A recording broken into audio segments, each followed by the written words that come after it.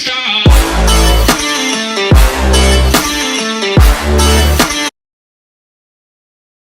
It's great to be able to just focus on telling the story while someone else handles the driving for once.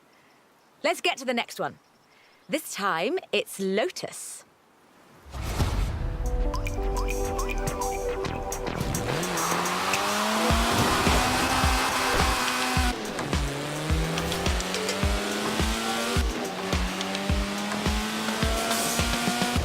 Lotus Engineering Limited began as many stories in British engineering do, in an old barn.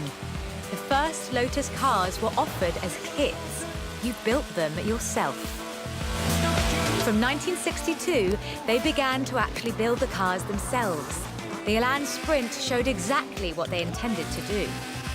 Built around a steel backbone with a fiberglass chassis, the Sprint weighed in at a meager 687 kilos parked on the curb.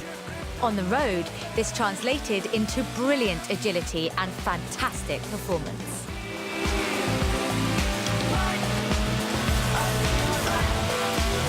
Designer Colin Chapman famously said, "Adding power makes you faster on the straights. Subtracting weight makes you faster everywhere." He knew what he was talking about. In 100 yards, turn right.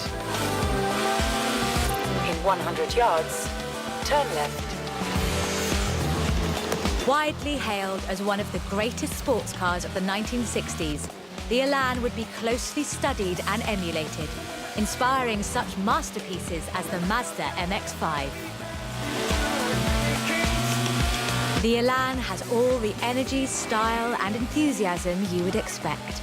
Bold, quick, and fun. So much so that they put it in the name.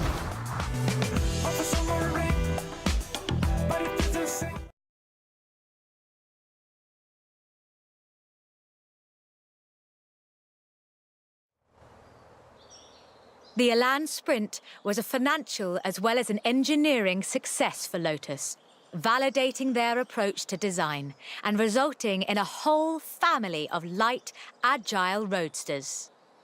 Which brings us to this, the Lotus Exige. It's heavier than the Elan, admittedly, but it's faster, much, much faster. Touch the pedal, the Exige responds with instant, relentless acceleration, as you'd expect. With a 0 to 60 time of 3.8 seconds and a top speed of 170 before upgrades and tuning, the Exige is uncompromising.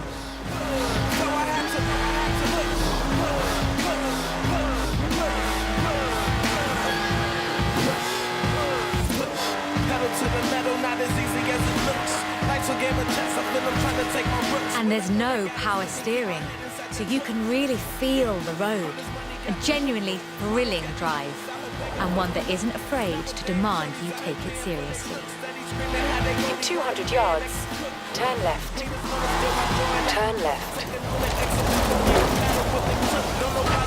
In one word, Lotus is about the experience. Uncompromising, challenging. This is a car that demands you drive it well. And when you do, you'll see what the fuss is all about.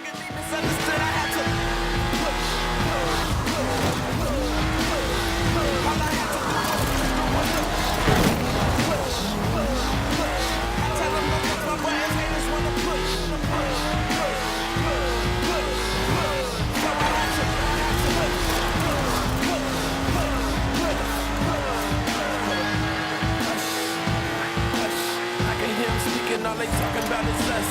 Let her do the talking, I don't bother with it much. I might wake up in the morning to a game when it crunch. I know the ones who got me in the clutch. When I put the ground, they hold me like a crutch.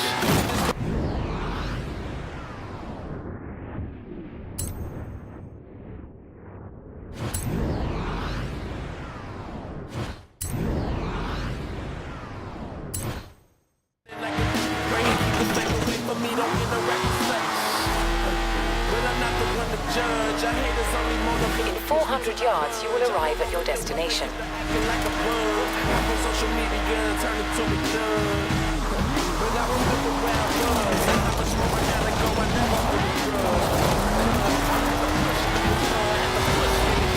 And with rumoured launches of 2 new cars in 2020, Lotus looks set to push the benchmark of the experienced sports car well into the next century.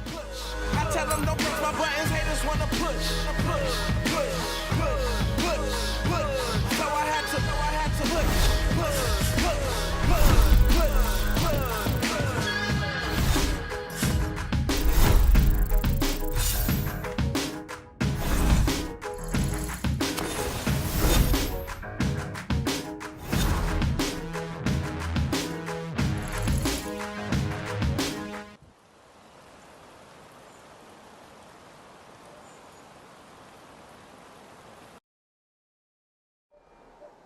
Done much rallying?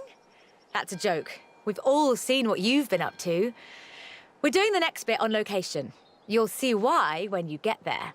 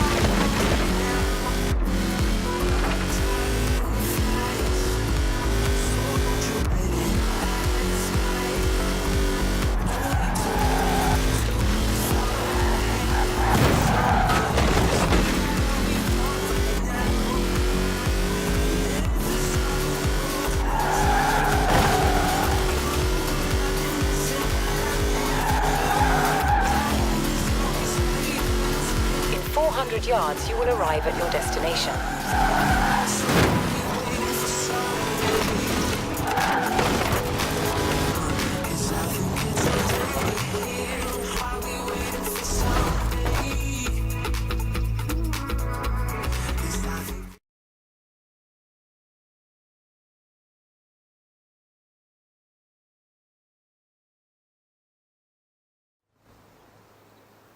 Ford, that most American of cars. But the Ford Escort, oh, that's British. And more than that, the Escort would become for many synonymous with Group B.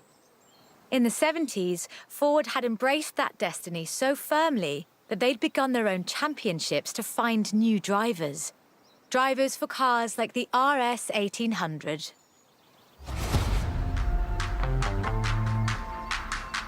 This was a car designed explicitly for rallying, with a powerful fuel-injected 1790cc Cosworth BDE engine.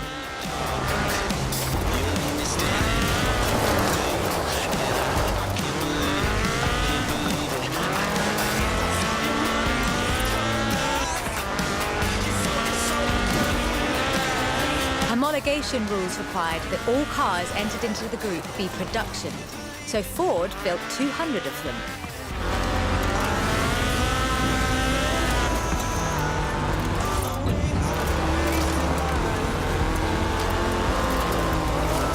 The RS 1800 raced to victory after victory across the rallying world, on almost every continent and across every terrain type imaginable.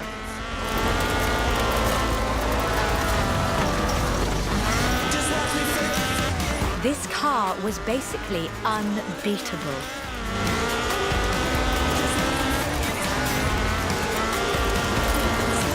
The RS 1800 brought home 17 World Rally Championship victories for Ford.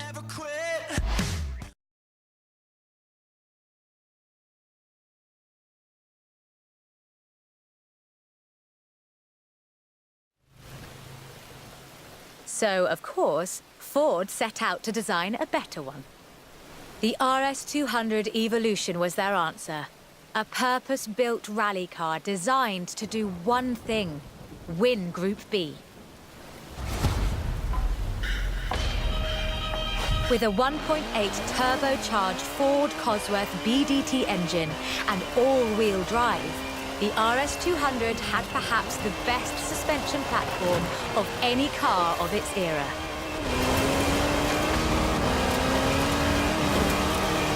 The chassis was fiberglass from Reliant, and the massive Ford parts bin was raided to give the car that iconic look.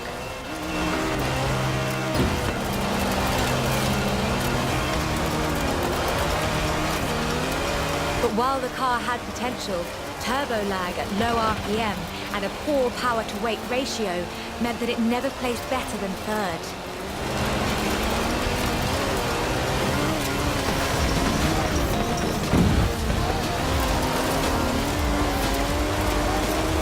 Fortunately, Ford built over 200 as part of the homologation requirements for Group B, so you can still find them, if you're lucky.